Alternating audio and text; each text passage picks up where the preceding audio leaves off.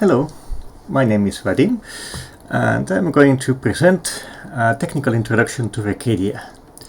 There's a lot to cover, so I'll be quick with most things, but I hope that it will be interesting. So first, a little bit about myself. I'm a software developer and systems administrator. I've done a bit of everything, but these days I'm more focused on software development. I'm very focused on Linux and free software. I work in desktop virtualization, so what I do doesn't really have anything to do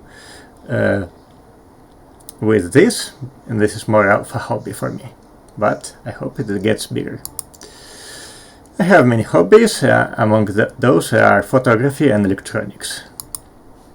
And I joined Second Life 15 years ago, which is quite relevant in that this is Vircadia is sort of a successor to Second Life. I was one of the first third-party viewer developers, but that was a long time ago. And eventually I started looking for something else. And that's how I ended up on the Vircadia team. So what is Vircadia? It's a 3D environment with VR support. It runs on Linux, Windows and Mac. It's multi-user. It's modifiable at runtime in the sense that you don't use a level editor. It can be scripted. And it has a web-like architecture, so think of it as something like a 3D Apache. It doesn't have any kind of central server. You just set up your server, point a client at it, and there you go. And you can do anything you want with it. We don't make any rules about what you can or should do with it. And it's under the Apache 2.0 license. So you might have heard of similar examples like VRChat or Second Life, where they are not entirely the same thing, but a fairly similar concept. Now, a little bit about this talk. It will cover several subjects very quickly. So I'm not going to spend a lot of time on really anything. It's mostly a very high level overview. It will introduce quite a few concepts. And it's going to take some shortcuts. Since I don't have much time to spend on anything, I'm not going to take my time really with much of anything, and I'm going to do some things a little bit not in the ideal way of doing them. So don't think of this as necessarily perfect software engineering. So it's intended to get people interested or to be a starting point for existing users who just discovered it and want to know how to get something done. It's expected that this won't be enough to actually do anything big, so please come to our Discord and for any help or questions. Also, I recently gave a talk about Vircadia at LCA, and you're very welcome to watch that presentation. It's of a non-technical type, and it explains who we are, where all this came from, and quite a bit about the characteristics of the system. So I'm going to skip all of that in this talk. Now, what are we going to see here? A little bit about the architecture, how to compile it, how to use the interface, how to create some content, how to make a simple script, how to make a haptic device, and how to run a server. So first, a bit about the architecture. Here's a very nice graph of what the system looks like, and this is courtesy of High Fidelity, from where we came from. A server has what we call a domain server, which binds the components of the system. And the components are separate processes that communicate with each other through the domain server. We have the entity server, which handles objects, like things that exist inside the server. the asset server, which can be used as a local server to serve assets like textures, for instance, or meshes. The avatar mixer, which manages avatar presence, and the audio mixer, which mixes audio, because we mostly use voice chat to communicate. The message mixer is for IPC between scripts. And all of these can be run on separate machines if you want to. So you can actually have multiple physical machines handling one environment if you want to have a lot of stuff in it. They can also be brought down and restarted without crashing the entire thing, which makes it for a very nice system to develop for, because experimentation that isn't catastrophic. Anyway, let's get started with compiling it. We have packages and an app image that you can download, so you don't have to compile it if you don't want to. But we're going to do development here, so we want to compile it from source. Fortunately, we have a very handy script, and the Vircadia builder script that can be found here. So what does it do? It supports many Linux distributions. It's easy to add more. It downloads the source code for you. It builds Qt if necessary, if your system doesn't have a precompiled version that fits. It uses multiple cores automatically, and it makes a choice depending on your hardware and available memory. And it leaves a build tree that we can use to start developing. That might not always be the ideal way of doing it, but it's a quick way of testing something, so we're going to do just that in this talk. Here's a little bit about how it works. Just clone it, run it. With that -auto, it's not going to ask anything, and it'll just spend a while downloading it and compiling it. Qt is big, and it can easily take half an hour, and building the interface itself is about 5 minutes on a 16-core machine. Now let's see how to get around. Hello, this is the first thing you see when you first open Vircadia. The figure in the center is our default avatar. We'll change it later. This is a tutorial area where you can get used to the system without any other people around. It is in what we call a serverless domain. A domain is just what we call a 3D environment, and serverless means that you're not actually connected to anything yet.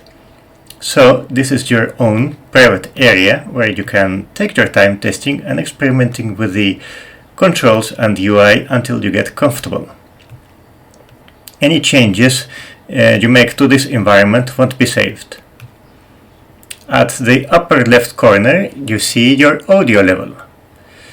In Vircadia we mostly use voice chat to communicate, so this is important. If you don't see the bar move at all, you're probably recording from the wrong audio device, in which case go to the audio settings to fix it. The next icon is the shield. This is a comfort feature for VR. It turns out that people getting very close to your face in VR can feel quite unsettling. So if this bothers you, you can disable this feature. You can enable this feature to make people that get too close to you disappear. But if you're using desktop mode, it's best left disabled. On the bottom middle, we have the toolbar. This is just a bunch of shortcuts to often used features. The keys are explained right on the board that's in front of you when you first open the client, and should be mostly self-explanatory. The one that needs a bit of explaining is the handshake. The way you make connections and add people to your friend list in Vircadia is by shaking their hand. In VR, you simply do this by doing the actual motion with your hand. In desktop mode, you press the X key to raise your hand.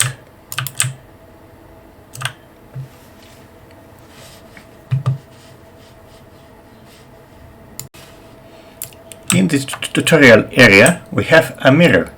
This is very useful for taking a good look at yourself when you are in VR, but it's also useful in first person. You're going to notice that if you have your microphone enabled, speaking animates your avatar, for instance like this.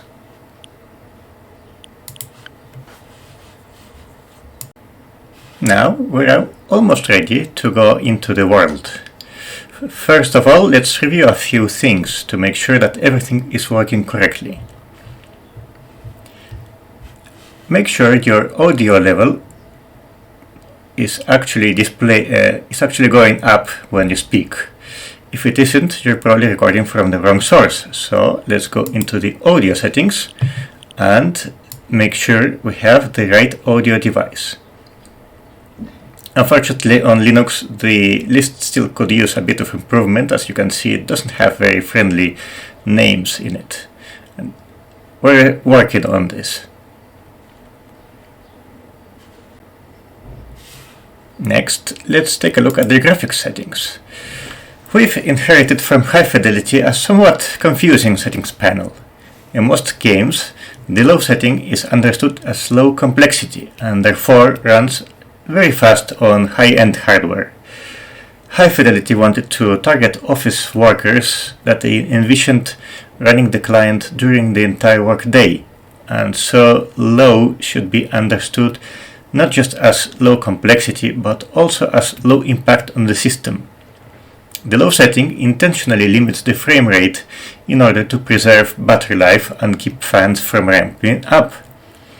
We're in the process of redesigning this dialog, but meanwhile, if you have a high-end system with a good graphics card, high is probably the much better setting to use.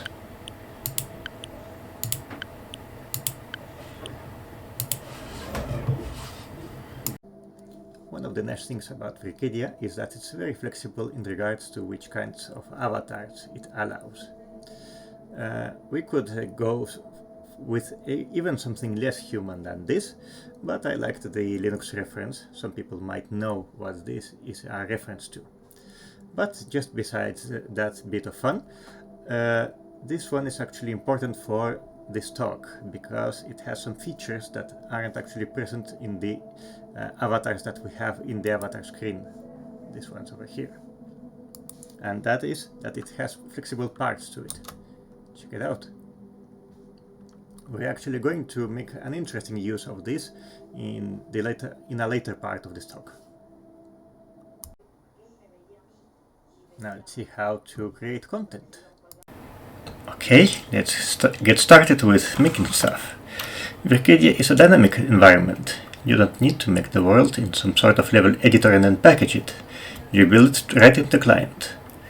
There's support for creating some limited geometry right from the interface, but for anything optimized and pretty, it's best to import a model. Let's take a look at the interface. Just click the Create button, and we get two windows. This is the entity list.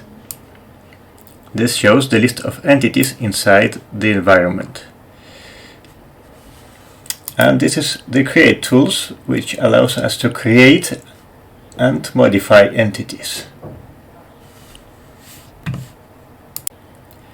The tutorial is a good place for experimentation because it doesn't actually get saved anywhere. If you destroy it, it doesn't matter. It will be just the same as it was before once you restart the interface. By default, pretty much everything in it is locked. Locking an entity makes it so that you can't do anything with it. But we can just unlock it. For instance, let's unlock the logo over here by just clicking on the button. The lock icon goes away, and now we can move it around or play with its size.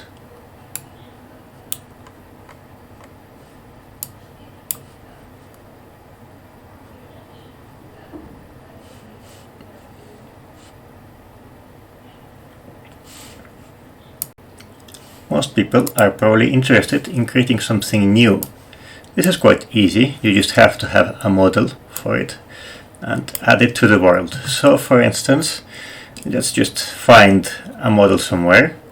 For instance, here on the Kronos Group GitHub, we have a bunch of demonstration models we can take advantage of.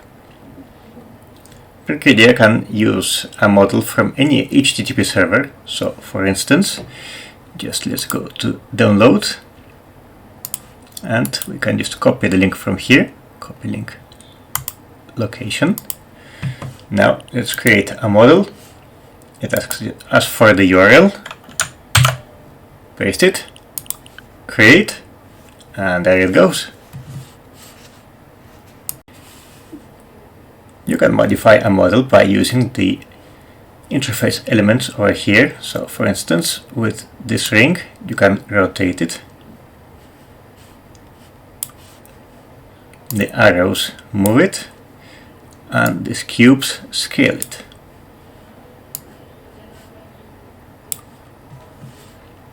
To delete an entity, just press delete. Let's take a look at other things we can create.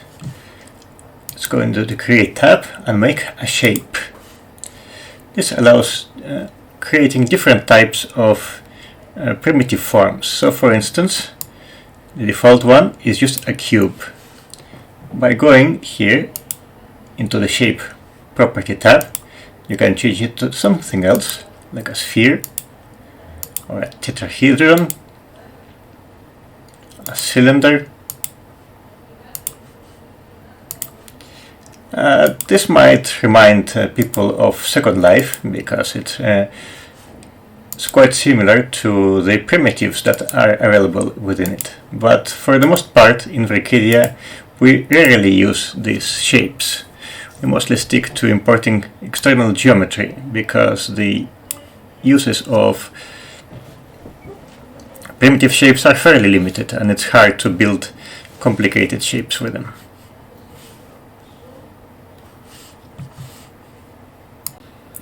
Another very cool feature is the ability to create web surfaces. Let's make one. By default, they are set to our home page. This is a web browser, and it renders the page you tell it to. This can be set here in the properties. And if we exit create mode and try using it, you can see that it actually works. The changes you make inside the window are only seen by you. This is a local view. Another very useful feature of the system is the zone entity. Let's make one. Let's click on zone. And this creates an area within which we can change different settings of the world. For instance, let's change the key light. We're going to turn it on, but we're going to make it a distinctive color. Okay, we want intense light within this area. And we want to disable the skybox, just to make something different. Okay, now when we are inside the zone, we have the settings we have set, and when we walk outside of it, the settings return to what they were before.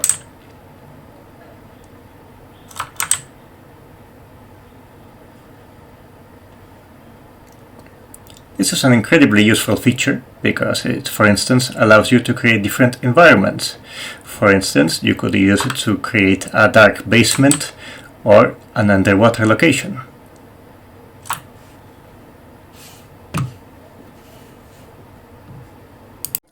Let's see how to make a simple script. Let's take a look at some of the useful advanced settings. In the settings menu, you can enable the developer menu. The developer menu allows us to access different debug options and useful features that are not normally enabled.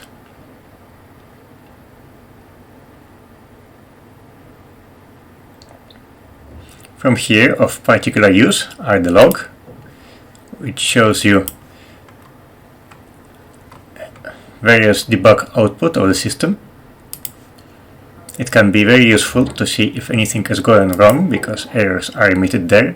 They are also seen on the console. Show statistics shows performance information over here. By clicking it, you can get more of them.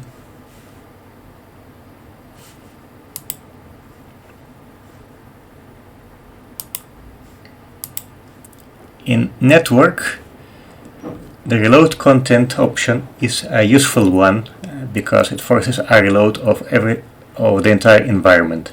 This is useful if there was some sort of server issue and things didn't load correctly. You can also ask. Now let's take a look at an especially useful option in the developer menu, which is the scripting console. First, let's enable the log just to see what's going to happen. Alright, put it over here. We're going to keep it on top. Okay. Now, let's go to scripting console. This allows us to enter commands in JavaScript with command completion. For instance,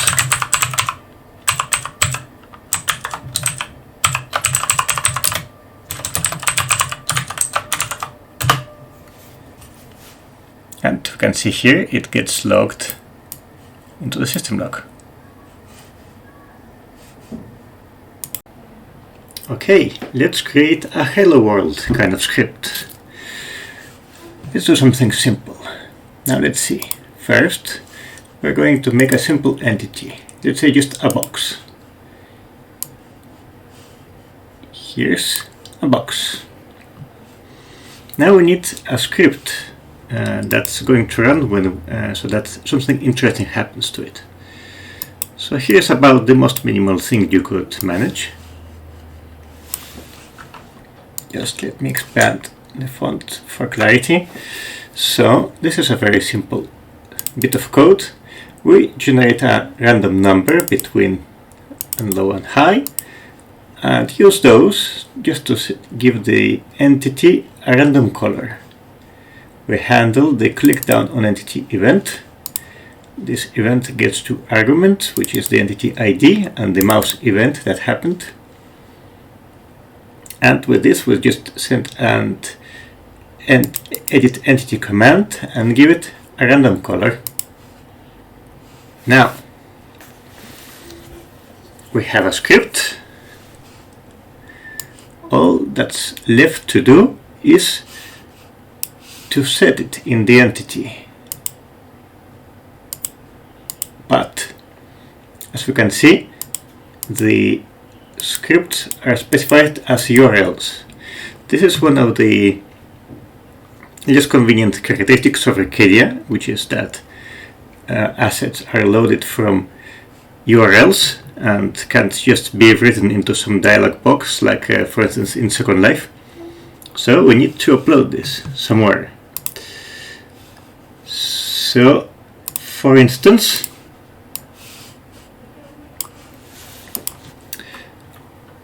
we have our script here, and we're going to upload it somewhere public. It has to be worldwide accessible. So let's just upload it to an S3 bucket.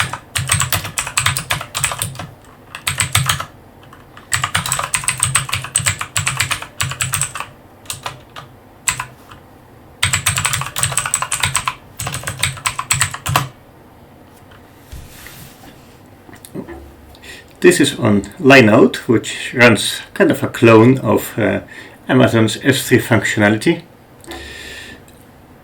So we just uploaded it to a bucket and made it public so that it can be accessed from this URL. So now we have a URL and we just put it in the object. Now notice that there are two URLs available, a script and a server script. The script runs on the client side, so it's only working as long as there is a client around. and there's a copy of the script running per user. On the other hand, server scripts run on the server, but in this case we don't have one. We are in the serverless tutorial and there's no server over there. So even if we were to put it over here, it just won't work. So I have to put it here. Done. Now let's exit the create mode and click it. And there we go. Our first script is working.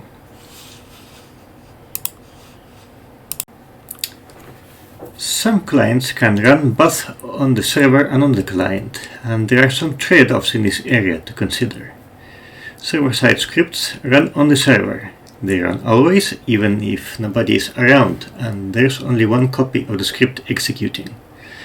On the downside, scripts take resources on the server, so it may not be ideal to run too much on it. On the other hand, client-side scripts always run on clients, so if there aren't any, nothing will happen. This makes them a good fit for scripts that always require user interaction, like our cube clicking example. But if we wanted to do some sort of simulation that keeps running even without anybody to watch it, this wouldn't work. Some care needs to be taken in regards to handling events as well. If you make a client-side script that changes something on an interval, for instance to make a candlelight flicker, then the more people around, the more updates the candle will get. So in this case, we'd want to make it a server-side script instead. Now we are going to create a haptic device. So just in case people don't know what that means, well, haptics is the creation of a touch sensation by, for instance, force feedback or vibrating motors. Just the sort of thing that your Wii or Oculus Touch controller does when it wants to tell you something interesting is happening. It also applies to things like force feedback, driving wheels and things like that. So we're going to actually create a hardware device that does this.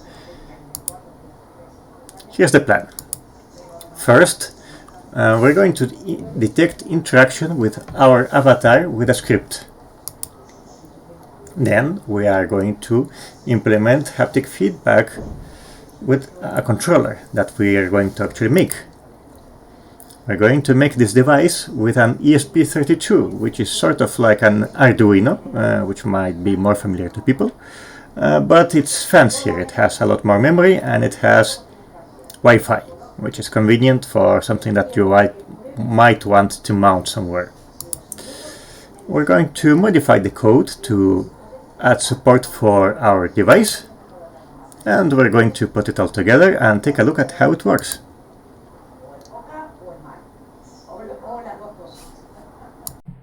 Let's try to make a more complex script.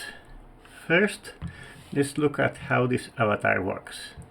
Notice that in this one, there are some flexible parts.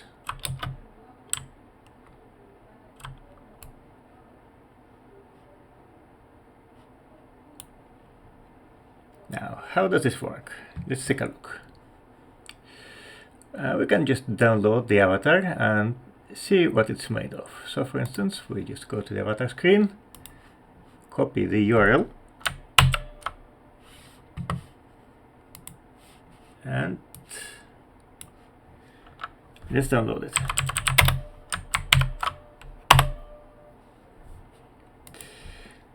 Now, an FST file is just a bunch of metadata that contains various information about, for instance, how flexible some parts are.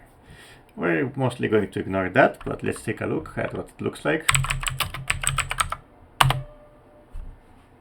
Alright, and here we see the actual file that contains the 3D data of the avatar. So let's download that too.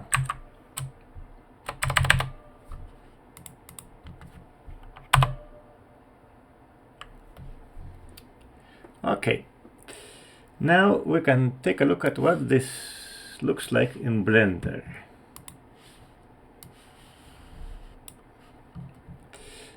Here's the avatar, and if we just remove some geometry out of the way, we can see the skeleton. The skeleton is what defines how it moves.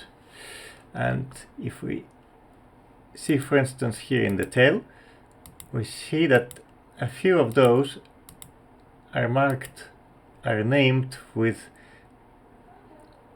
a name that starts with flow. Those are the parts that actually move when you jump and move around. And the rest is controlled by the system when the avatar is animated. Now we can do some interesting things with this. For instance, let's go to the console and see what it can offer us.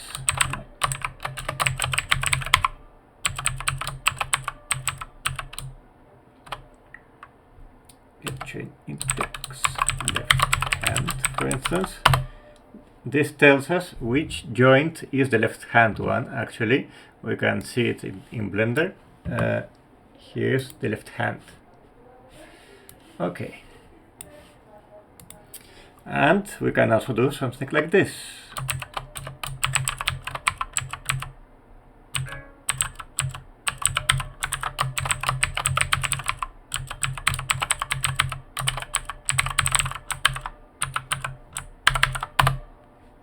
And this gives us the coordinate in world of that hand. Now, what is this good for? Well, for instance, we can use this to detect when two avatars shake hands. Just get the position of the hand joint for both of them, check that they are both close enough to each other, and there you go, you know if they're shaking hands. The same system allows us to interact with an avatar's flexible features. For instance, especially in VR, you can play with somebody's hair, or in this case, tail or ears. Now this is quite neat, but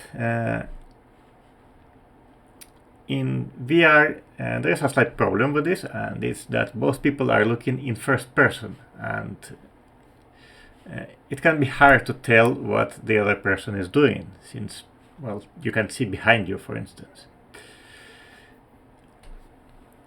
So what we're going to do to make the script is to create a feedback system. We're going to detect when a part of the avatar is being played with and try to do something interesting with that information. Let's take a look at the script that I just made. Okay, so this is pretty long, but I'll explain. First of all, we have just to declare a function, and we're going to immediately call it. This is just this is an interface script, and all of this goes into the same context, so we just want to have some separation from other parts of the system so that we don't conflict with anything else. This is unlike, for instance, object scripts, which return a function that will be then called by the system internally when it wants to. Anyway, we start with an init function. And what it does is to go through all the joints in our avatar, and it checks which ones start with flow, which are the flexible ones. And we're going to add them to a list of joints that can be touched by index.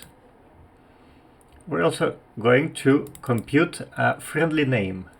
So, for instance, there's a lot of different joints in the tail, as we've shown before. Actually, let me just show it here.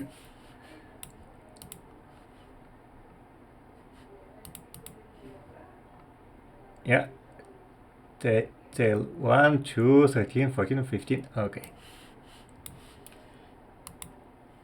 So we want all of them to be named the same, because we don't really care which part of the tail somebody's touching, just that it's the tail. So we're going to remove the extra information and create a short friendly name. So we remove the flow and return what's after the underscore and get just the tail for all of the parts of it. And we just store this information. Now, once the initialization is complete, we're going to, we connect to the update signal, which is going to be called often, several times a second, and we're just going to check touch in there. What does that function do? Well, first it looks in the avatar lists and finds the avatars in range, starting at our position and within max distance, which is just 2 meters. Now, for each nearby avatar,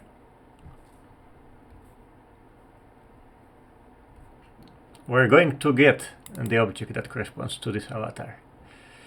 And we're going to check with each joint of that avatar that can touch us, which we've defined just as the right hand and left hand, so we don't care if anything else contacts us. And we're going to check that against the list of joints that can be touched, which are the flexible ones, as we defined before. And finally, we checked the distance. If, for instance, a hand is near enough our hair or ear or whatnot, we call the joint touched function, which gets the avatar, what was touched and what was it touched with.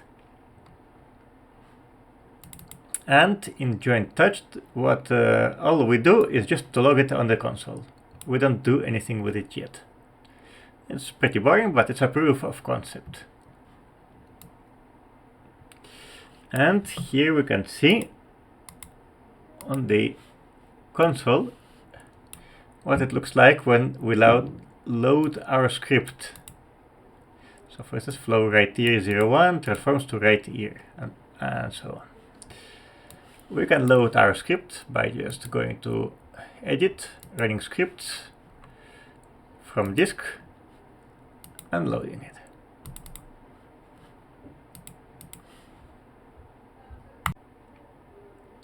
Now, this is kind of interesting and all, but I'm sure you'll agree that it's not especially useful, especially in VR. Like, I'm not going to keep looking at my log and see what happens in there. I need some sort of other feedback. So let's take a look at the documentation at what we can use. So here's what we can find in there. Here inside the controller object, we have the trigger haptic pulse on device. And what it accepts is a device ID, strength, duration, and hand. And basically what it does is vibrating that controller. So for instance, if you have an Oculus Touch or whatnot, that would make your controller vibrate. You tell it which device, how strongly, for how long, and which hand you want. So this is pretty much what we need. And here's, for instance, an example of how to actually use it. And we can choose the actual specific controller we want. Okay, that would kind of work, except we can do better. Because, well, we're dealing with other body parts. We're not actually, unless it's actually the hand that's been touched. So, for instance, let's say we have a haptic vest or some sort of other some other fancy device. Why couldn't we use that? Well, we not only can do fancy things in here, but we can actually make our own. So what we're going to do is to actually make a new type of controller and send this message to it. what we're actually going to do is to actually make our own hardware device. What we're going to use is an ESP32. It's a low-cost system-on-a-chip microcontroller. This sounds kind of scary, but it's actually a lot easier than you would think. If you've heard of the Arduino, well, it's pretty much the same kind of thing, except it has much more memory and it has Wi-Fi on it, which is going to come handy. So what we do is just to install the Arduino IDE, and by default it doesn't come with ESP32 support. We have to add it. We go to the preferences and additional boards manager URL, and in the instructions we can find the right URL right over here. Just copy that.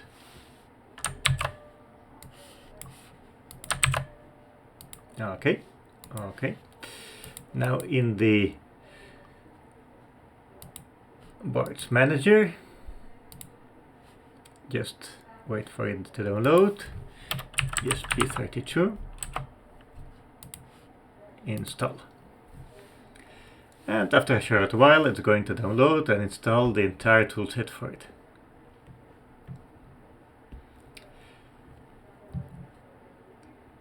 The actual board, by the way, just costs about 12 euro or so. It's really cheap. So it's very worth playing with. So let's see. We're going to change our board to an ESP32. And there's a bunch of those. Which one to choose depends on which one you actually ended up buying. And in examples, we have in ESP32, let's see, where was this?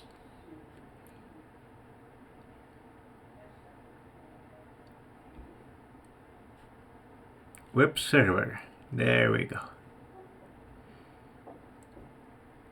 Hello server. What this actually is a very simple web server on a little chip. It's going to connect to the SSID we give it with the password we tell it, and it's going to answer connections on the URLs we tell it. So for instance, when you go to IP address /inline, you're going to get this. Works as well. It's actually pretty easy. So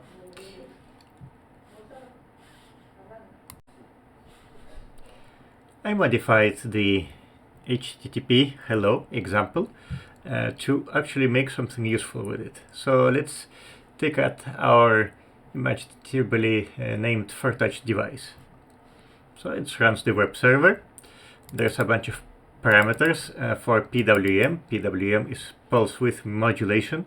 It's for toggling things on and off really fast, and that's how we regulate the intensity of the effect. We handle 3 URLs: /vibrate, left ear, right ear, and tail. And those all go to each function, which just calls handle vibrate with telling each which channel to use. The channel connects to pins on the board and tells it basically how quickly to toggle back and forth. So the left ear is connected to the left ear channel, and so on.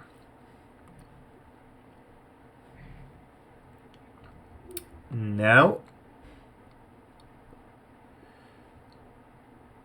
the actual handle vibrate function is quite simple.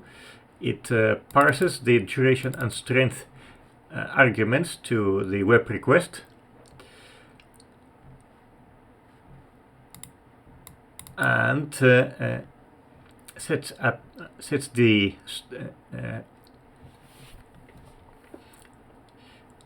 power on or off to a pin on the board we're using. So for instance, we're using a 16-bit PWM, so we have to scale the strength by 65,535, and we remember when to disable this channel. This is going to be the current timestamp plus the duration. The reason we do this is so that we aren't stuck here waiting for the motor to turn off. We're going to actually remember the time when to turn it off and check it later. In this way, for instance, we can turn all the motors at the same time and they don't interfere with each other.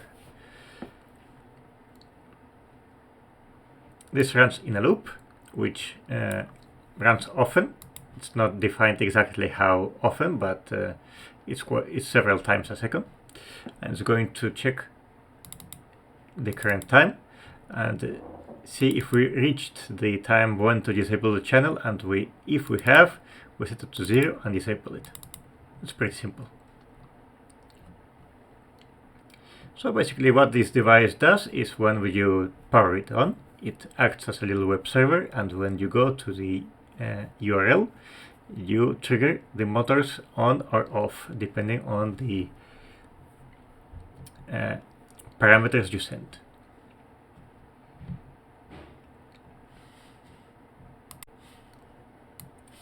Let's take a look at our improved script. So the init function is exactly the same, so is the check touch. The only change is in joint touched function. It's going to translate the joint that was touched to a constant that is going to be sent to the trigger haptic pulse on device function. And the way we find which controller to use is just find the device, which we called the FirTouch device. If it isn't found as per the documentation, it's actually going to return this ID as the sign of an invalid value, in which case, well, nothing is going to happen. So the script will run just fine even if you don't have this modification. It just won't have the desired effect. If it is found, then we trigger the haptic pulse device on it with the defined haptic strength and duration. Experimentally, I determined that less than 100 milliseconds doesn't really work, probably because motors have inertia and it takes time for it to start doing something. So at least 100 milliseconds is a minimum value we're going to go with here. Let's take a look at how the implementation works in the code. So we are calling the trigger haptic pulse, which we can find just by searching for it right here. And you can see its inscription interface, which is inside the controller, which is inside the controller's library. The Q invocable just marks this as an API function that's going to be in the JavaScript API. So if we look at the implementation, we see we're going to ignore the dependency manager stuff for now and just pay attention to that it gets called in the user input mapper. So let's go to the user input mapper and take a look at the haptic pulse. So we can see here that it looks in registered devices and calls the trigger haptic pulse function on that device. So to get it in there, all we need to do is to register it right here. Now we're doing something less than ideal in this case because, well, this kind of device would be optional, so it might or not be present. Maybe there is several of them, so all of this should be handled dynamically, ideally. But in this case, we're just going to take a shortcut in this case. Now let's see what the actual controller looks like. We inherit from an input device because this is a controller. We define our body parts.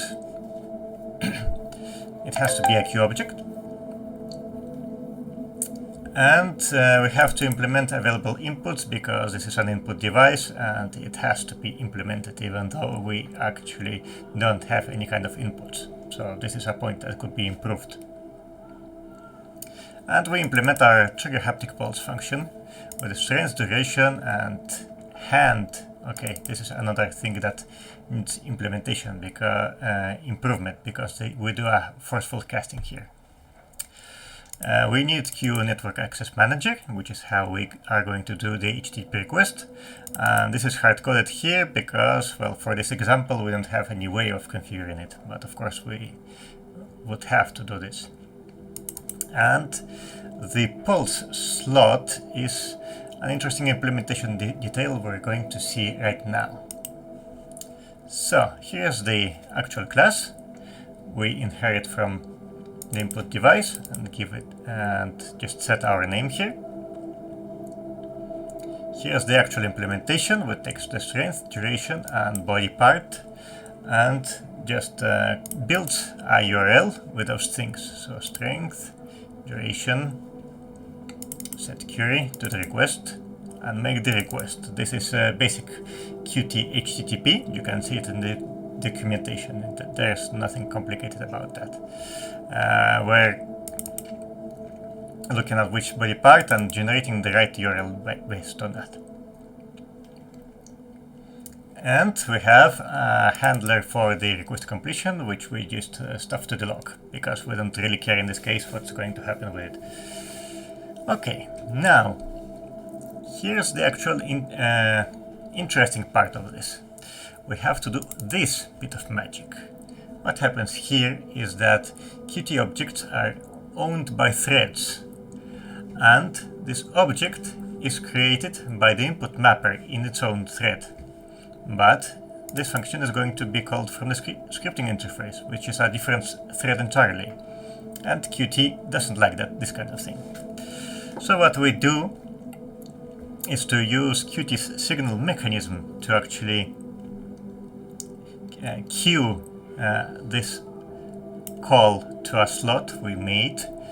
This is going to go into the Qt queue, and Qt is going to call it at some point inside the right thread, and that's going to make everything happy.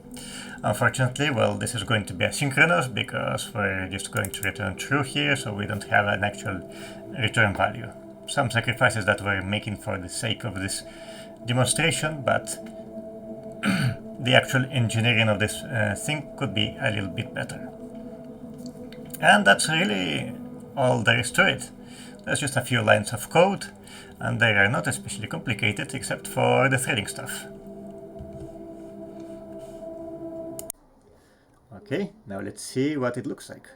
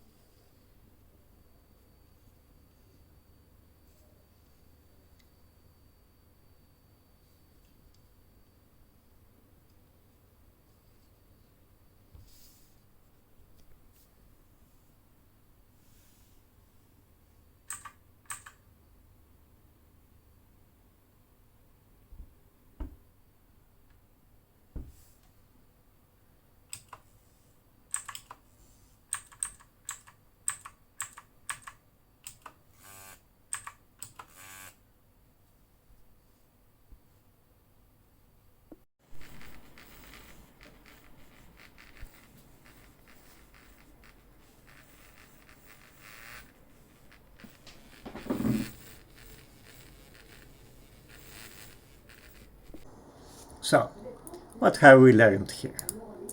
First, the basics of scripting is how to create a script, how to make it run. The basics of modifying the source code. There's certainly a lot more than that to it, but I think this should be a pretty useful starting point. The basics of how to extend the scripting API. The importance of threads. Threads are everywhere in Vircadia, and even doing small things, it's likely you're going to encounter them, so best get used to it. And it really wasn't that hard. this is pretty much a weekend project, even if you are not familiar with Vircadia. And with a little bit of work, it actually could be a serious thing that somebody could make. Now, let's see how to run a server. We have packages and documentation available, but you can also make a server with Vircadia Builder. Just tell it that you want to build a server. It's of course going to take a little bit longer, but it's going to work on more distributions, and it is going to allow you to experiment with modifying parts of the server if you want to do that kind of thing. Running a server from the source code is actually quite easy, but you just have to know how to do it. You actually need to start two things: the domain server from the build tree and 6 assignment clients, which is what the N6 means. The system is going to choose the right types to launch automatically. And the 6 are the ones that we discussed in the architecture page. We're going to see more of that again in the next page. So if that's confusing, don't worry. And just go to this URL to configure your new server. Now, you might want to run the different parts of the system individually instead of just launching them all at once. Because, for instance, if you want to develop something for the audio mixer or the avatar mixer or another part of the system, you're going to want to debug only that one thing and not everything at once. So you can just launch them individually by running this command. With T, you specify the type, which is a number, so 0 for the audio mixer, 1 for the avatar mixer, and so on. And you have to specify the port. It can be any port you want. That's up to you. So, as mentioned in the architecture page, we have the audio mixer, the avatar mixer, the asset server, the message mixer, entity script server, which is what runs server-side scripts, and the entity server, which is what maintains objects. And that's pretty much it that I had to say for this talk. I hope it was interesting. Please feel free to ask me any questions. I'll try to hang around as long as possible. But I'm not an expert in every part of the system, so please come to our Discord, which is where we mostly hang out. And we have many very smart people that know more about the other parts of the system than I do. And I hope that you found this useful. Thank you.